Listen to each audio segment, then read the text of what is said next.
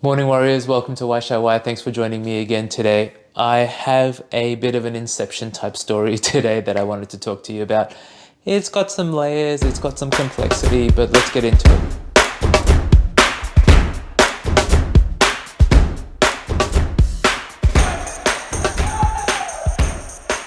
All right, so let me give you some of the things that I've been thinking about, and it's based around two general themes that we've been hearing over the last month, 3 months.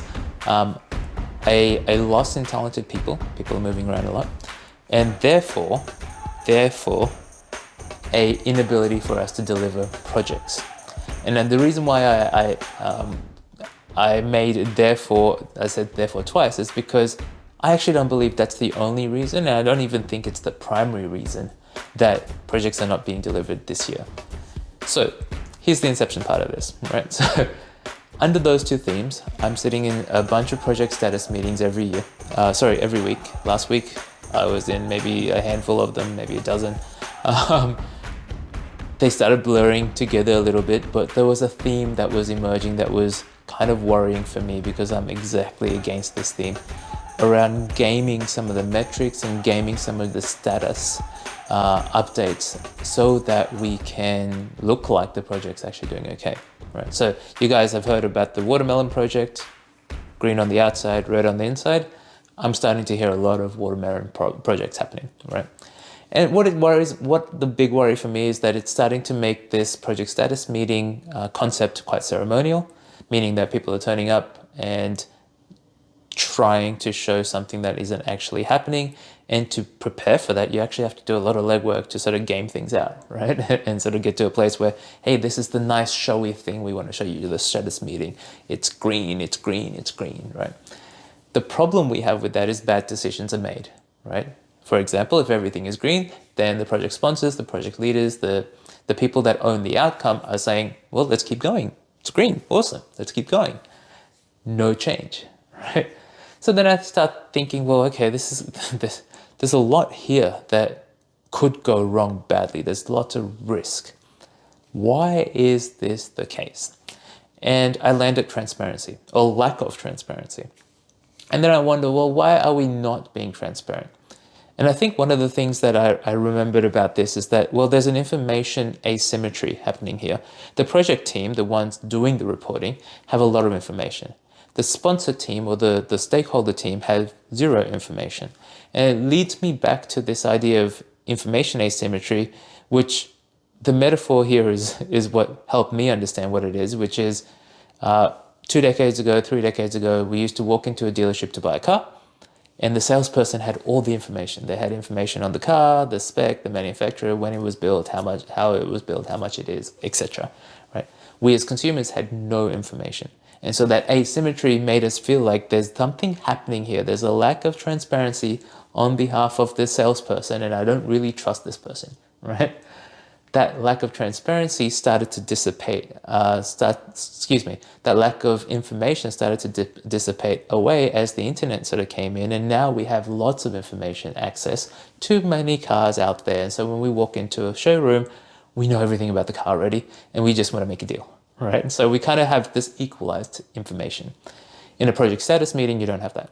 In a project status meeting, you have the project team on the ground who understands all the information.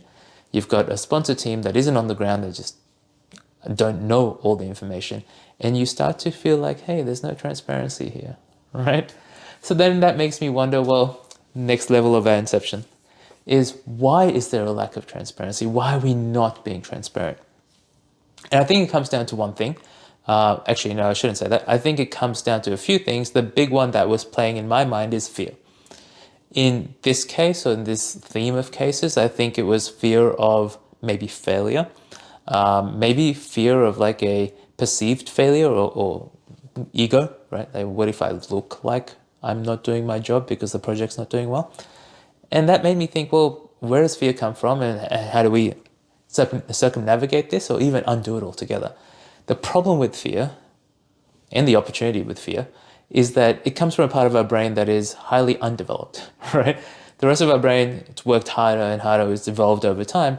Where fear comes from, it's not so developed. In fact, you might have heard of terms like fight or flight or lizard brain, meaning that even creatures like the lizard that haven't really evolved much have that part of their brain still there, right?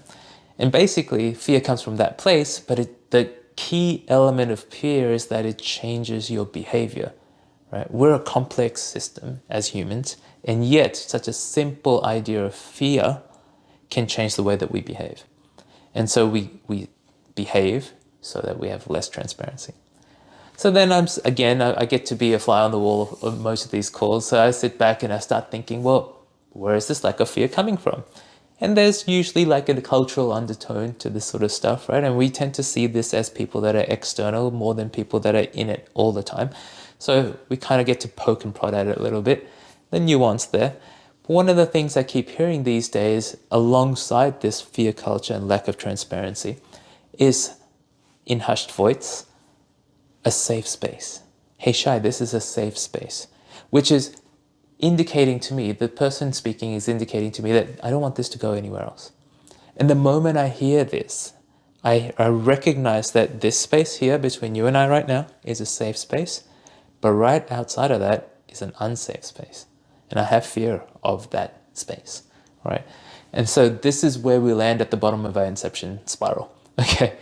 I want to talk to you guys over the next 2 to 3 weeks about what we call a psychological safety, specific to the workplace, but it's actually abundant all over our world and our psychology. And a couple of things that will come to mind over and will bear out in the next couple of videos is that psychological safety is not one thing, one action. It's a series of actions. It's kind of a commitment to doing something and building something that's untangible. And really what we're trying to do here is start to talk about trust and to build trust within a team. So much trust that, and we're going to go up this inception spiral again, I no longer have to worry about saying things like this is a safe space because I feel it. It's just all around me. That allows me to be less fearful, which allows me to be more transparent, which allows project statuses to be more realistic, which allows decisions to be better, which allows outcomes to be better, which allows the world to get better, right?